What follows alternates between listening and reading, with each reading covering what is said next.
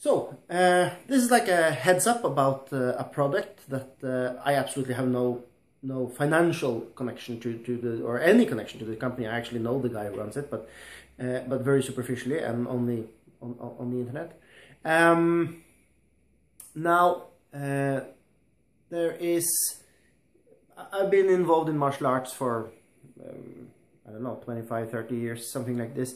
Most of the time is spent in knife-oriented martial arts, and very seldom, I mean, I come across lots of training equipment during that time, and sometimes people bring in new training equipment, but very seldom does it really change anything. I mean, something can look cooler, it can feel nicer, but it really doesn't change a lot. And for knife training, for a long time, in the beginning we used wooden trainers, and then we kind of went to the different kinds of aluminum trainers. But I think, I don't know exactly when it was launched, but I think I was introduced to it for about 10 years ago, I think. It must have been 10 years ago about. And that was this, the Nook trainer, Nook hard contact trainer, I think they are called. Here's another example, just another model. Now, admittedly, they don't look as pretty as these. This kind of looks like just a blunt knife. My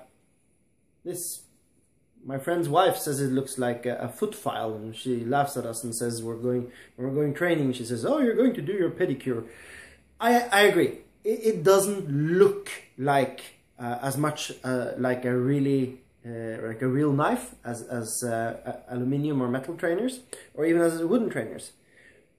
However, when it comes to function, this changed the way I trained completely.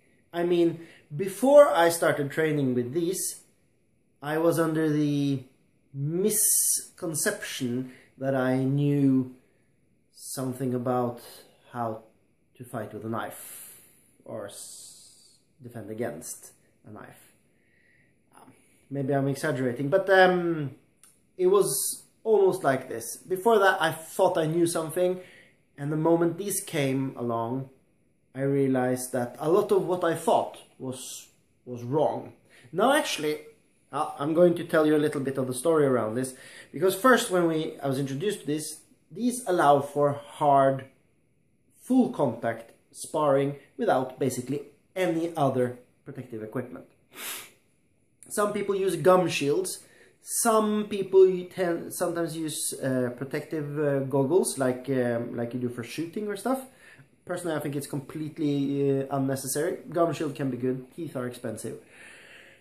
But by and large, you don't really need any protection. You don't need a fencing mask. You don't need gloves or anything. They're relatively light. They're well padded. They can't go into your eye. I have both been stabbed in the eye, and I've actually stabbed people in the eye with this during training. And blue eyes is the most nasty thing that came out of it. I've also had broken ribs with this, but I've had broken ribs with sparring without weapons as well, so that's just down to how hard you go. It hurts to be hit by these, but it doesn't. We've done this for 10 years now with these, and we've had 0 injuries. Nothing where people really got injured and they had to go to hospital, or they broke something or anything. Nothing like this as a result from this. If somebody broke something, it was more down to, you know, bad footing or something like this. But they do really hurt, and that's a good thing. It's a good thing because if it hurts, you learn to move away from it. And I've never been a huge fan of too much protective equipment. I can understand it if you're fencing with long swords or stuff like this, that the weapon itself has such huge mass that if you don't put on protection, you kind of have to go like, or you're really going to hurt each other.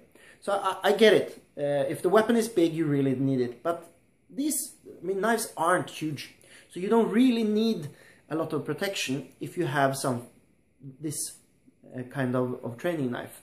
Now I absolutely have to say, if you didn't try them, they're not very expensive. I think they're about 30 euros or 20 euros, maybe 20 euros a piece, 30 euros for a couple, 30 euros for a piece, I think. But still, quite completely negligible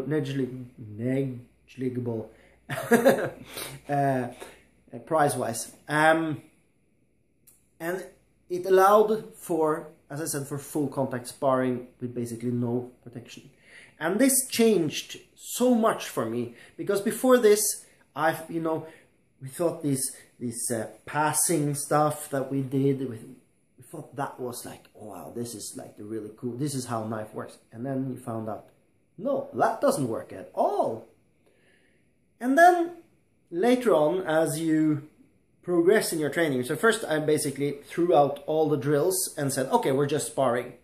And we're learning by sparring. And then I kept some of the drills for unarmed fighting and stuff like this. And as my unarmed martial arts progressed, I was like, okay, but maybe now I'm starting, and my sparring progressed, of course.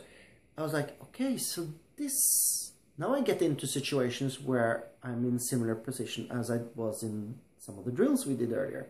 It's just I had no understanding of why I was doing the drill. I was doing the drill because I was taught to do the drill.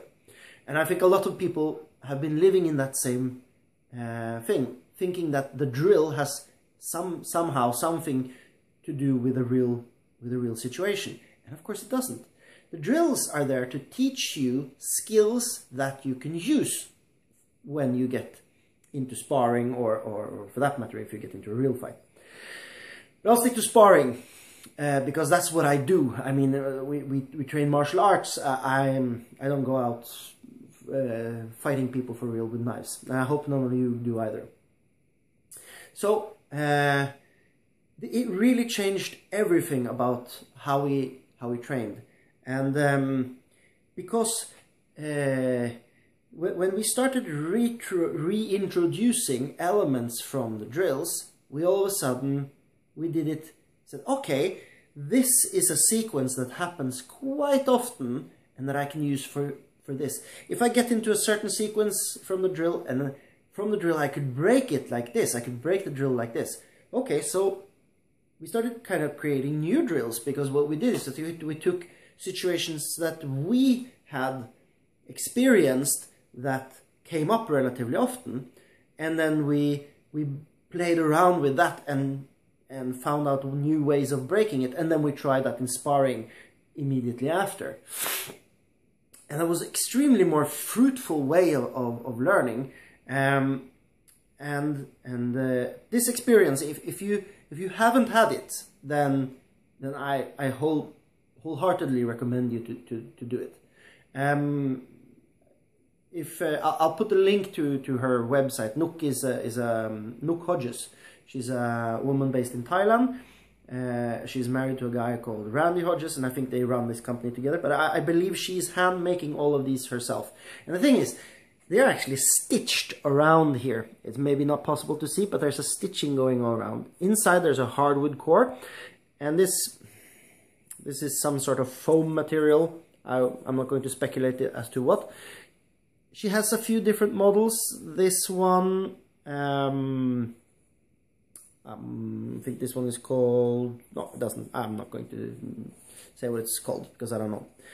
But anyways, some different kind of models, and I think even you can make her, or you can ask her to design a knife which is as similar as possible to the ones you want to emulate. For example, if your training system, if your martial arts system says that you deal with Bowie knives, for example, she can make something that's more like a Bowie knife. This is too small for that purpose.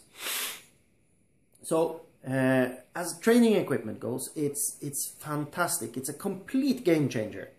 So if you haven't been introduced to them, please do yourself a favor and check these out, because